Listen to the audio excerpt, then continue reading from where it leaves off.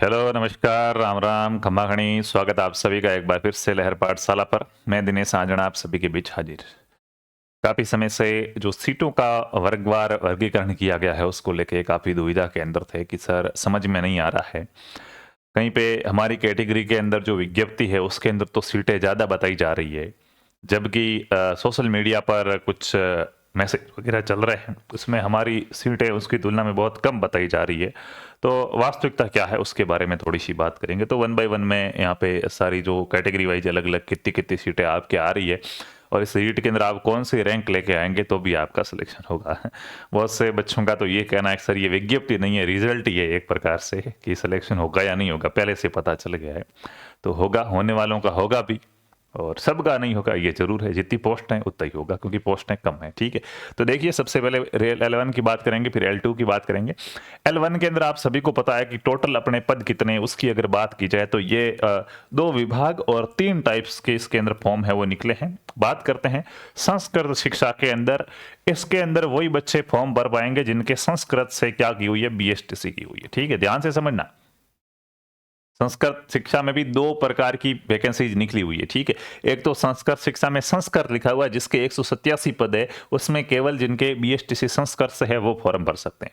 आपने तो कहा था संस्कृत शिक्षा में सामान्य वाला भी फॉर्म भर सकते हैं। संस्कृत शिक्षा विभाग में एक सामान्य की और निकली हुई है जिसके 449 पद है, उसमें आप भी फॉर्म भर सकते हो, ठीक है, भले ही संस्कृत है या नहीं है।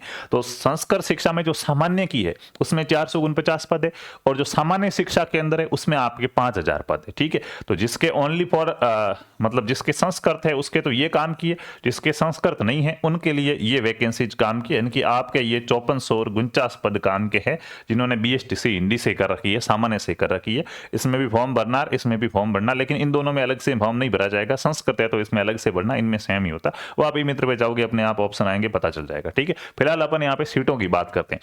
तो इन सीटों में से मित्रों देखा जाए कि जो कुल 5000 सीटें हैं आपकी, 449 और 5000, इस संस्कृत शिक्षा की जो सामान्य विभाग की भर्ती है उसकी बात करते हैं, सामान्य शिक्षा की संस्कृत विभाग में, तो 449 में से 422 सीटें नॉन TSP के लिए। बाकी सीधी बात है, पहले से TSP वालों के लिए कट जाएगी, TSP एरिया के लिए आरक्षण के लिए कट जाएगी। तो 442 सीटें ये आपके काम की यहाँ पे। उसी प्रकार सामान्य शिक्षा के अंदर 5000 में से 500 सीटें हैं वो TSP एरिया के लिए है और 4500 सीटें नॉन TSP के लिए। तो ये 4500 सीटें यहाँ पे आपके काम आएगी। अभी तो सर 5000 थी, 4500 हो गई। धीरे धीरे आप जाओगे तो और मामला बिगड़ता जाएगा, ठीक है। तो ये कुल वैकेंसी जो नॉन TSP के उनके ये काम की, उसमें से इसके अभी एग्जाम को टाइम है, अभी आपके पास फिलहाल है ये 4500 पोस्ट है, इसको टारगेट करके चलना। अब इस 4500 पोस्टों के अंदर बात करते हैं कि कौन सी कैटेगरी वाले को कितनी पोस्टें मिल रही है, उसकी बात करते हैं, ठीक है। महिला आरक्षण 30% ही रहा। अगर ये 50% हो जाता तो मेरे ख्याल से ये भर्ती किसी लड़के की थी नहीं, फिर ये भर्ती सिर्फ महिलाओं और भूतपूर्व सैनिक की हो जाती। लेकिन महिला आरक्षण 30% था तो थोड़ा सा यहाँ पे लड़कों को भी मौका मिल रहा है, बाकी भर्ती ये भूतपूर्व सैनिकों के लिए है, ठीक है। ध्यान से समझिए इसको। लेकिन इसके क्या है, क्या भूतपूर्व सैनिक वाली पोस्ट है, OBC वाले या जनरल वाले या और कोई ले सकता है, तो तमाम चीजों पे बात करेंगे। ऐसे भी प्रावधान है, लिया जा सकता है, ठीक है। देखो इधर को टोटल पोस्टें कितनी, नॉन TSP की 4500 पे, TSP वाली अपने काम की नहीं, वो TSP वाले बालकों के लिए है। नॉन TSP की पोस्टें कितनी, 4500 में से अब आप आरक्षण वाइज हटा के बाद में जनरल की जो पीछे सीटें बचती है वो बचती है 1641 सीटें। कितनी बचती है, 4500 में से जो जनरल के बच्चे हैं 1641 आपकी है, 4500 आपकी नहीं है। इस 1641 में से भी 30% आरक्षण सीधा महिलाओं को है, तो 485 सीटें तो महिलाओं की है। यानी कि जनरल की कितनी लड़कियां नौकरी लगेगी, जनरल कैटेगरी की, EWS नहीं, EWS अलग है, उसको आरक्षण है, जनरल वो जिनको आरक्षण नहीं है, फर्क है दोनों में, एक मत करना, ठीक है। तो EWS की अलग बात करेंगे। जनरल कैटेगरी की महिला है वो 485 लड़कियां नौकरी लगेगी, ठीक है, ठीक है। इसके बाद 1641 में से 193 पोस्टें भूतपूर्व सैनिकों को आरक्षण दिया गया है। ये जो भूतपूर्व सैनिक है, आर्मी में थे पहले, उनको 193 को लिया जाएगा। और भूतपूर्व की बैकलॉग, पिछली भर्ती में भूतपूर्व सैनिकों की खाली रही सीटें हैं वो इस भर्ती में दे दी गई है ताकि आंकड़ा बढ़ जाए। लोगों को लगे भर्ती बहुत ज्यादा पदों पे आई है, 4000 3000 पे निकालते तो कहते ये क्या भर्ती, तो 7000 तो भी ठीक है, ठीक तो नहीं है पर आंकड़ा बढ़ाया, ठीक है। 651 पोस्टें भूतपूर्व की पिछली खाली रही वो। तो कुल मिला के आपकी ये तो भूतपूर्व की पहले वाली सीटें हैं। इतनी सीटें तो भूतपूर्व सैनिकों के लिए चली गई, ये सीटें महिलाओं के लिए चली गई। अब ये जोड़ के इसमें से निकालोगे तो पीछे रह रहे 312, यानी कि जनरल के 312 पुरुष नौकरी लगेंगे। आपके पास कोई भूतपूर्व सैनिक वगैरह दिव्यांग ऐसा कोई आरक्षण, हालांकि दिव्यांग भी अभी इसमें से कटेंगे, ध्यान रखना। कुछ बच्चे कह रहे सर मैं फिजिकल कैंडिडेट हूं, लेकिन वहां पे सारणी के अंदर फिजिकल की सीटें नहीं बताई गई है, तो हॉरिजॉन्टल आरक्षण है, वर्गवार सीटें नहीं बताई गई। दिव्यांग बच्चों भी इसमें आरक्षण है, आरक्षण लागू रहेगा आपका, आप दिव्यांग हो वगैरह हो, आरक्षण मिलेगा आपको, ठीक है, कोई दिक्कत नहीं। लेकिन वो सीटें दिखाई नहीं गई, इसमें से कटेगी आपकी सीटें। जितने परसेंट आपको 1%, 3% जो भी आरक्षण है, उतनी सीटें वापस अभी इसमें से लॉस हो जाएगी।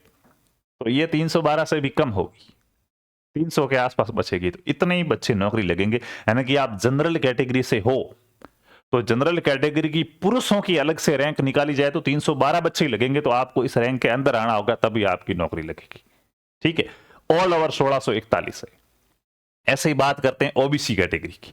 ओबीसी में आरक्षण 21% आरक्षण है, तो 4500 का 21% लगभग अपन मान के चलते हैं कि 5000 का, तो 929 सीटों के आसपास आती हैं, ठीक है। 929 सीटें हैं वो ओबीसी कैंडिडेट की, किसकी है, ओबीसी की।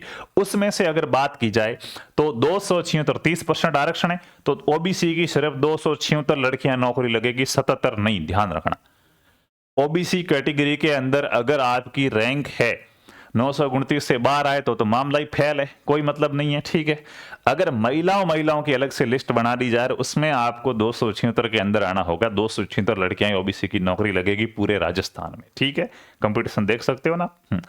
भूतपूर्व सैनिकों की इसमें से 474 पोस्टें, यदि बैकलॉग की और अभी वालों की, 108 अभी की है, बाकी बैकलॉग की, ऐसे करके 474 है वो भूतपूर्व सैनिकों को चली जाएगी। अब पीछे पुरुषों की पोस्ट है, 474 ये चले गई, 276 ये चले गई, 929 में से ये घटाएंगे 179, यानी कि सिर्फ 179 बच्चे ओबीसी की नौकरी लगेंगे। आप अगर ओबीसी के हो, 179 नौकरी लगेंगे पूरे राजस्थान में। सब आप देख लो आपका क्या कॉन्फिडेंस क्या कहता है, ठीक है। वैसे ही एमबीसी की बात की जाए, टोटल 220 सीटों में से 61 सीटें महिलाओं को चली गई है, भूतपूर्व सैनिक 103 लेके चले गए। अब 56 बच्चे सिर्फ एमबीसी की नौकरी लगेंगे, कितने, 56, ठीक है। उसी प्रकार से बात की जाए ईडब्ल्यूएस की, 447 सीटें ईडब्ल्यूएस की है, 10% आरक्षण है, तो फायदा हो गया यहाँ पे। तो महिला है वो 131 है, फिर भी सीटें तो कुछ है नहीं, फायदा क्या काम आया है। महिला 131 है, भूतपूर्व सैनिक 225 है, पुरुष केवल ईडब्ल्यूएस के 91 ही नौकरी लगेंगे, ठीक है। भूतपूर्व सैनिक निकाल दिए, भूतपूर्व सैनिक भी पुरुष ही होंगे, लेकिन अपन नॉर्मल पुरुष की बात कर रहे हैं जिनको कोई आरक्षण नहीं, सिर्फ ईडब्ल्यूएस का आरक्षण है, दूसरा कोई आरक्षण नहीं है, ठीक है। उसी प्रकार एससी वालों की बात करें तो एससी में 709 पोस्ट हैं, जिसमें से फीमेल 209 है और भूतपूर्व सैनिक 361 है, 139 पोस्टें हैं पुरुषों की है। वहीं एसटी की बात करें तो सिर्फ 104 पोस्टें हैं, वही पुरुषों की है। अब लड़के कितने नौकरी लगेंगे, भूतपूर्व सैनिक वगैरह सबको निकाल दिया जाए, आरक्षण वारक्षण सब कुछ खत्म कर दिया जाए, तो टोटल लड़के कितनी नौकरी लगेंगे राजस्थान में L1 में रीट में, तो उसकी बात करें, जिनको ना तो वो भूतपूर्व सैनिक है, ना वो महिला है, ना वो फिजिकल कैंडिडेट, फिजिकल वाले तो साथ में आएंगे, ये ऑल ओवर होके कितने, महिलाएं नहीं, भूतपूर्व सैनिकों को हटा दो, पीछे जो नॉर्मल लड़के जिसको दूसरा कोई आरक्षण नहीं, सिर्फ कैटेगरी का आरक्षण है कि मैं जनरल का हूं, मैं एससी का हूं, मैं एसटी, वही आरक्षण है, वो बच्चे कितने नौकरी लगेंगे, तो देखो 104 ये हुए, 139 ये हुए, ठीक है। उसके बाद अगर बात की जाए आगे की तो 91 पुरुष ये हो गए। उसके बाद बात की जाए और तो 56 पुरुष एमबीसी के हो गए। उसके बाद बात की जाए तो 179 पुरुष ओबीसी के हो गए यहाँ पे, और जनरल के हो गए 312 पुरुष, 881 पोस्टें हैं। बोलो रीट L1 के अंदर कितनी पोस्टें आई है लड़कों के लिए, 881 पोस्टें। सर 5000 से 881 पे आ गए, तो ये है सच आपके सामने। लड़कियों को हटा दो, लड़कियों को 30% आरक्षण है, तो सीधा 30% निकाल लो आप 4500 का, वो तो सारी लड़कियों की पोस्टें। लड़कों को महज 881 पोस्टें मिलेगी, कितने में से, 4500 पोस्टों में से। अब बात करते हैं 881 बटे 4500 गुणा अपन 100 करें अगर, तो आपको सिर्फ 19% सीटें मिल रही है। महिला आरक्षण 30% है, तब आपको जाके 19% सीटें मिल रही है। 30 और 19 यानी कि लगभग 50 हो गए, 30 20 50% कहां चली गई सीटें, भूतपूर्व सैनिकों में, यानी कि रीट की आधी भर्ती भूतपूर्व सैनिकों में चली गई, बैकलॉग की और उनकी सीटें चली गई, पीछे कुछ बचा ही नहीं है। अब 50% आरक्षण लड़कियों को देते तो लड़के क्या लेते, 30 तो वैसे ही महिलाओं को है, फिर भी लड़कों को 20 मिल रही है, तो फिर लड़कों की 10 से 1% सीटें मुश्किल से बचती, यानी कि 4500 में से 450 सीटें नसीब होती। आरक्षण नहीं मिला तो 800 हुई है, ये है मामला, ठीक है। अब इससे सीधी सी बात है कि बहुत सारे मैसेज आ रहे हैं सर हम डिमोटिवेट हो रहे हैं, क्या करें, तैयारी छोड़ें या करें? तो देखो, इतने टाइम से तैयारी करते आ रहे हो, 2 महीने तैयारी और कर लोगे तो कोई दिक्कत तो होगी नहीं। भाई रिजल्ट क्या रहेगा अब ये तो ईश्वर के हाथ में है, आपके हाथ में आपकी मेहनत है और कुछ है नहीं। सीटें बढ़ानी न बढ़ानी ये सरकार के हाथ में, बढ़ा के कितनी कर सकती है। देखो जहां तक मेरा मानना है, अनुमान है, देखो सरकार किस नीति से चल रही है समझ में नहीं आ रहा है, ठीक है। अगर सरकार ये चाह रही है कि इलेक्शन के टाइम एक बहुत बड़ी भर्ती देके जाएंगे, गहलोत जी जिस कार्य को करने में असफल रहे, यानी कि जो चालाकी गहलोत जी नहीं कर पाए, शायद भजनलाल जी चाह रहे होगी वो चालाकी मैं करके चला जाऊंगा। क्योंकि गहलोत को कहीं ना कहीं लास्ट के अंदर जब इलेक्शन आने वाले थे एक बड़ी भर्ती की घोषणा कर देनी चाहिए थी कि चलो 25,000 पदों पर, 30,000 पदों पर, और अगर हमारी सरकार बनी तो क्या एग्जाम करवा देंगे, फॉर्म भरवा के चले जाते। लेकिन गहलोत जी ने सोचा क्या पता शायद वापस सरकार बने न बने, अगली सरकार आए, क्या पता इस भर्ती को रद्द कर ले, फिर नए सिरे से भर्ती कराए तो बच्चों के साथ कहीं ना कहीं धोखा हो सकता है। शायद ऐसी मंशा रही होगी, आपको पता ना मुझे पता, अपन सिर्फ एक आइडिया लगा सकते हैं। लेकिन भजनलाल जी के दिमाग में ये आइडिया आएगा, अच्छा गहलोत जी ये नहीं किया, वोट टूटे होंगे, हम करके जाएंगे, क्या पता वोट मिलेंगे। तो अगर सरकार का ये अनुमान है, ये मानना है कि हम अभी छोटी छोटी भर्तियां करा रहे हैं और जैसे ही लास्ट में इलेक्शन के टाइम में एक बहुत बड़ी भर्ती करवा के जाएंगे या बड़ी भर्ती की घोषणा करके जाएंगे ताकि चुनाव में एक मुद्दा बना सकेंगे, देखो 40,000 पदों पर भर्ती की घोषणा की है भाई और बहनों, जैसे ही हमारी सरकार बनेगी 40,000 पदों पर भर्ती देंगे, आप तो पढ़ाई करो। ऐसे करके अगर उनकी वोट लेने की नीति रही तो इसमें पद नहीं बढ़ेंगे, ठीक है। क्यों? फिर सरकार चाहेगी कि इलेक्शन के टाइम में एक बहुत बड़ी भर्ती की घोषणा हो ताकि वापस से उनको थोड़ा वोटिंग में फायदा हो सके। अगर सरकार की मंशा ऐसी नहीं है तो सरकार क्या करेगी, इसमें 100% पद बढ़ाएगी। जो आपकी 7,500 की भर्ती है वो लगभग 15,000 के आसपास आराम से पहुंच जाएगी। ये परीक्षा से पहले बढ़ाना जरूरी नहीं है, आपका रिजल्ट आए तब तक ये बढ़ाई जा सकते हैं पद। अब बहुत से बच्चे कहेंगे सर रिजल्ट आने के बाद, परीक्षा होने के बाद पद बढ़े, उससे हमें क्या फायदा? तो पद मिल तो आपको ही रहे हैं, ठीक है, वो सबके समान होते, जिसने एग्जाम दिए सबके पद बढ़ते हैं। यूं नहीं कि परीक्षा हो गई अब पद बढ़े वो हमारे काम का नहीं, भर्ती तो आपकी थी, एग्जाम आपने दिया तो पद भी आपके काम आते हैं, ठीक है। अब बढ़ेंगे या नहीं बढ़ेंगे, सरकार की क्या मंशा, तो हम तो दोस्तों से एक आइडिया लगा सकते हैं। मैं ना कोई बीजेपी के पक्ष की बात कर रहा हूँ ना कांग्रेस के पक्ष की बात कर रहा हूँ, ठीक है। अपन एक निष्पक्ष होकर बात कर रहे हैं। बढ़ाएंगे तो अच्छा है, स्टूडेंट्स का फायदा होगा। अब सरकार क्या चाहती वो उसकी वही जाने, अपना काम तो पेड़ और बोर्ड का है, वो अपन अच्छे से कर रहे हैं, ठीक है। बाकी पद बढ़ेंगे तो बाद में भी बढ़ाए जा सकते, आपको तैयारी है वो चालू रखनी चाहिए। अब देखो अगर मान लो इस भर्ती में पद बढ़े तो आप बाद में पछताओगे कि यार पद तो बढ़ गए, हमने तो तैयारी की नहीं कम पदों को देख के, अब तो यार जैसे डबल हो जाते तो 180 पद है वो आपको 300 350 के आसपास देखने को मिलेंगे। अरे यार के अब तो मरा दिया 350, तो फिर भी अच्छे खासे पद थे, ऐसा आप सोच सकते हैं, हालांकि अच्छे खासे है नहीं, ठीक है। तो फिर आप पछतावा होगा, इससे अच्छा है पछतावा नहीं करना है, अपनी तैयारी जारी रखो। दूसरी बात, मान लो पद नहीं बढ़ते हैं तो सर, तो अगर पद नहीं बढ़ेंगे तो ये बात श्योर है कि आने वाली भर्ती है वो इलेक्शन के टाइम ही होगी अब, और वो एक बहुत ज्यादा पदों पर भर्ती आपको देखने को मिल सकती है। तो फिर उसमें बहुत सारी पद आएंगे, तो अभी से आपकी तैयारी कंटिन्यू रहेगी, तब आपका उसमें श्योर वो सिलेक्शन हो पाएगा। तो इस पॉजिटिव वे में लेना चाहो तो इस दो तरीके से भी मैं आपको यहाँ पे पॉजिटिव करने की कोशिश कर रहा हूँ। थोड़ा सा डिमोटिवेट हो चुके हैं बच्चे, तो थोड़ा सा आपको समझाना चाह रहा हूँ कि तैयारी चालू रखो। बहुत से स्टूडेंट्स आके ये भी कहेंगे कि कहना आसान है कि एक पद लेना है आपको तो तैयारी चालू रखो और करके देखो तैयारी पता चलेगा। तो बिल्कुल सही बात है कि ये तो कोर्स बेचने के लिए करें। तो मैं पहले से बता रहा हूँ, आरपी स्टडी ऐप डाउनलोड मत करना आप, रीड मेंस का कोर्स हमारा है ही नहीं, और आप लेना ही मत, हो भी जाए तो ठीक है, कोर्स नहीं बेचना हमें, ठीक है ना। अगर आपको ये लग रहा है कि मैं आपको पढ़ने का इसलिए कह रहा हूं ताकि मेरा कोर्स बिके, तो मत लेना मेरा कोर्स भाई, है ही नहीं। पहली बात, रीडमेंस का कोर्स लोगे क्या? तुम कहते हो कि दो, तो भी नहीं है मेरे पास, ठीक है। तो मैं आपको सिर्फ इसलिए कह रहा हूं कि थोड़ा सा 2 महीने, यार इतनी टाइम से आप 2 सालों से पढ़ाई करके आ रहे हैं, तो 2 महीने थोड़ी सी और रखो, क्या पता रिजल्ट अपने पक्ष में भी आ जाए, ठीक है। तो इसलिए कह रहा हूं, बाकी कोई दिक्कत नहीं, आपका अपना आप भी बाकी समझदार है, आपके पास कोई रीड से भी अच्छा ऑप्शन है तो उसको प्राथमिकता दीजिएगा। जैसे सेकंड ग्रेड है, फर्स्ट ग्रेड है, तो उसकी तैयारी करो, रीड को गोली मारो अपने, ठीक है। कुछ और ऑप्शन है, जैसे मैं तो पिछली एसआई में किनारे पर रहा हुआ हूं, बहुत अच्छे अंक आए हुए पिछली एसआई में मेरी, और आगे भी एसआई की भर्ती आ रहा था, फिर इस रीड को छोड़ो, उस पर लग जाओ, क्योंकि बाद में 3-1 महीने में एसआई की भी अच्छी तैयारी होगी नहीं, 2-1 महीनों में। अप्रैल में एग्जाम है तो फरवरी मार्च 2 महीनों में कम पढ़ पाओगे, तो अभी से लग जाओ। नहीं, अपने पास गुरु कोई ऑप्शन नहीं है, तो अपने रीट की करो, और ऑप्शन ही नहीं है तो किसकी करेंगे, तो रीट की करनी चाहे पद कितने ही हो, ठीक है।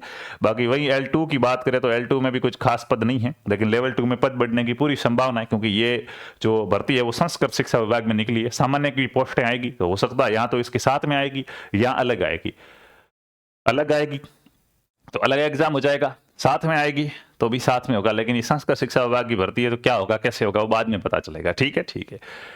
तो देखिएगा इसमें कुल 2123 पद है, जिसमें कैटेगरी वाइज आपके पद दे रखे हैं। अब इसकी तो अलग से सारणी बना रखी, मुझे समझाने की आवश्यकता है नहीं, अलग अलग सारणी बना रखी। जैसे हिंदी के कितने पद है तो सारणी बना रखी है, आपकी कैटेगरी वाइज पद सब दिखा रखे हैं वहां पे। आपकी जिस कैटेगरी में पुरुषों के पद देखो, महिलाओं के स्पष्ट लिखे हुए, भूतपूर्व सैनिकों के लिखे हुए, कोई दिक्कत वाली बात नहीं है, ठीक है, सबके लिखे हुए। पुरुषों के पद कैसे पता करने सर, लिखे हुए उसमें से नीचे एक और सारणी भूतपूर्व सैनिकों की और दिव्यांग वगैरह की बनी होगी। तो उस कैटेगरी में जहां मान लो ओबीसी में आपने पुरुष के पद देख लिए, एग्जाम्पल दे रहा हूं, मुझे नहीं पता कितने, मान लो आपने ओबीसी में पुरुषों के पद देख लिए कि 60 पद है। अब उसके बाद नीचे एक और सारणी बनी हुई जस्ट कि भूतपूर्व सैनिक ओबीसी, तो भूतपूर्व सैनिकों में ओबीसी एसटी एससी ऐसे अलग अलग लिखे हुए, उसमें आप ओबीसी के देखो कितने पद है, मान लो 8 है, तो इस 60 में से ये 8 घटा दो, होंगे भूतपूर्व सैनिक पुरुषों में से जाएंगे तो आपके पीछे पद रहे 52। ऐसे अपना कैलकुलेशन निकाल लो कि आपकी कैटेगरी में कितने पद आ रहे हैं, ठीक है। ये है कुल मिला के। अब देखने में यहाँ पे साइंस मैथ के 1043 पद दिख रहे होंगे आपको कि वाह यार बहुत अच्छे पद है, लेकिन जब तक ओबीसी तक आओगे काट पीट के तो 140 के आसपास रहते हैं ये है सच्चाई, ठीक है। तो कुल मिला के ये मामला भाई यहाँ पे हो गया है।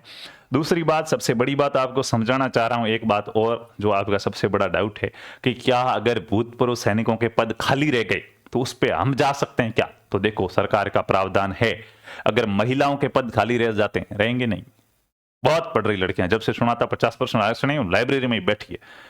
मैं यूं देखता हूं लाइब्रेरी में कहीं आसपास की रीट L1 की तैयारी करने वाला लड़का कौन सा है बताओ आप में से, तो बहुत कम मिल रहे हैं लाइब्रेरी में, एक आधा दुक्का लड़का मिल रहा है हमारे यहाँ तो जो रीट L1 की तैयारी कर रहा है। और लड़के किसी पे भी जाके उंगली कर दो किसकी तैयारी कर रही होगी तो L1 की होगी, पक्की बात है। लड़कियों ने बहुत अच्छी तैयारी की है तो पद बिल्कुल भी खाली नहीं रहेंगे, ये तो आप सोचना ही मत। लेकिन अगर महिलाओं के पद खाली रहते तो उस पर पुरुष भी जा सकते हैं, ये भी बात है, ठीक है। दूसरी बात, अगर भूतपूर्व सैनिकों के पद खाली रहते हैं तो वहां पे उसी श्रेणी के सामान्य व्यक्ति को भी लिया जा सकता, सामान्य पुरुष में वो काउंट हो जाएंगे। कैसे, जैसे देखो मान लो एससी कैटेगरी में 361 भूतपूर्व सैनिक लगेंगे, ठीक है। ये भूतपूर्व सैनिक कहां से लॉस हुए, पुरुषों में से लॉस हुए भाई, तभी पुरुषों के पद कम हुए, ठीक है। महिलाओं में से कोई लॉस नहीं हुआ, तो ये अगर पुरुषों में आ जाते तो 500 के आसपास इनके पद हो जाते पुरुषों के, लेकिन ये तो अलग हो गए। तो अब मान लो कि 361 में से भूतपूर्व सैनिक है वो 61 ही मिलते हैं, 300 भूतपूर्व सैनिकों के पद खाली रह जाते हैं। तो सरकार ये कहती है कि अभी जो ये 300 भूतपूर्व सैनिकों के पद खाली रह रहे हैं ना, ये हम पुरुषों को दे देंगे, तो फिर आपके पद 439 हो जाएंगे, सामान्य पुरुष भी भूतपूर्व सैनिक के पोस्ट पे चला जाएगा। फिर इससे सर भूतपूर्व सैनिक नाराज हो गए तो सैनिक नाराज हो गए तो मामला टेढ़ा हो जाएगा। तो सरकार ने कहा आपके जितने पद खाली रहे थे 61 आपके भर लिए थे, 300 खाली रहे थे, तो ये हम अगली भर्ती में बैकलॉग पद निकालेंगे। जैसे इस भर्ती में निकालें कि भाई पिछली भर्ती के भूतपूर्व ये इस भर्ती गई है, पिछली भर्ती क्यों निकाले, क्योंकि वहां पे वो पद खाली रह गए थे और उसकी जगह सामान्य के पुरुषों को, यानी कि उसी कैटेगरी के नॉर्मल पुरुष को एंट्री दी गई थी, इसलिए वो पद खाली रहे। अब खाली रहे तो भूतपूर्व सैनिकों का कोटा कम पड़ जाएगा, तो वापस अगली भर्ती में बैकलॉग पद करके उसको निकाला जाता है। तो ऐसे आपके अगर भूतपूर्व सैनिकों के पद खाली रह जाते हैं तो उस पर आप जा सकते हो। किस कैटेगरी के भूतपूर्व सैनिक के पद खाली रहे उसी कैटेगरी का पुरुष उसमें जा सकता है। जैसे जनरल के भूतपूर्व सैनिक के पद खाली रहे तो जनरल का बच्चा वहां जा सकता है, ओबीसी में भूतपूर्व सैनिक के पद खाली रहे तो ओबीसी का नॉर्मल कैंडिडेट वहां जा सकता है। क्लियर है बात। तो ये बात आपके समझ में आ गई सर, ये आप ऐसे ही कह रहे हैं लिखा हुआ है, तो ये विज्ञप्ति में स्पष्ट रूप से लिखा हुआ है। मैं आपको पेज नंबर भी बता देता हूं, थोड़ा सा आप वेट करना, कहां पे लिखा हुआ है ये भी बता देता हूं ताकि आप इसको वेरीफाई कर लो। थोड़ा ये मोटिवेट मिलेगा आपको, अरे यार पद खाली रहेगा तो अपन चले जाएंगे तो पोस्टें बढ़ जाएगी, थोड़ा सा मोटिवेशन मिले आपको, इसलिए बता रहा हूं। बाकी कोई खास फायदा तो नहीं लग रहा है, ठीक है। तो इसका मैं आपको बता देता हूं कि ये कहां पे लिखा हुआ है, थोड़ा सा आप वेट करना, विज्ञप्ति पढ़ लेता हूं मैं। रीट L1 में भूतपूर्व सैनिकों का वाला ज्यादा मामला है तो उसकी विज्ञप्ति में निकाल रहा हूं, और उसमें भूतपूर्व सैनिकों का जो पॉइंट दे रखा है वो पॉइंट कितने नंबर का दे रखा है भाई, भूतपूर्व सैनिकों तो 12 नंबर का पॉइंट, पेज नंबर 6 या 7 है, क्योंकि यहाँ पे 2 पेज स्क्रॉल होते हैं तो सही से नहीं बताता है। चलो इसको ऐसे करके देखते हैं कितने नंबर पेज है, ये 6 नंबर पेज। विज्ञप्ति खोलना, अपनी विज्ञप्ति में 6 नंबर पेज देखना, 6 नंबर पेज में 12वां पॉइंट है भूतपूर्व सैनिकों हेतु। इसमें क्या क्या लिखा हुआ है कि भूतपूर्व सैनिकों हेतु लाभ होगा। उसके बाद ये पूरा पेज पढ़ोगे, 7वां पेज पे जाओगे, जैसे ही 7वें पेज पे जाओगे तो 7वें पेज की पहली लाइन पढ़ो। भूतपूर्व सैनिकों को आरक्षण। राजस्थान सिविल सेवा भूतपूर्व सैनिक का आमेलन नियम 1988 के अनुसार प्रावधानों के अनुसार भूतपूर्व सैनिकों के लिए 12.5% पद आरक्षित है। कार्मिक विभाग की अधिसूचना दिनांक के अनुसार भूतपूर्व सैनिकों के लिए रिक्तियों का आरक्षण सीधी भर्ती में प्रागवार होगा।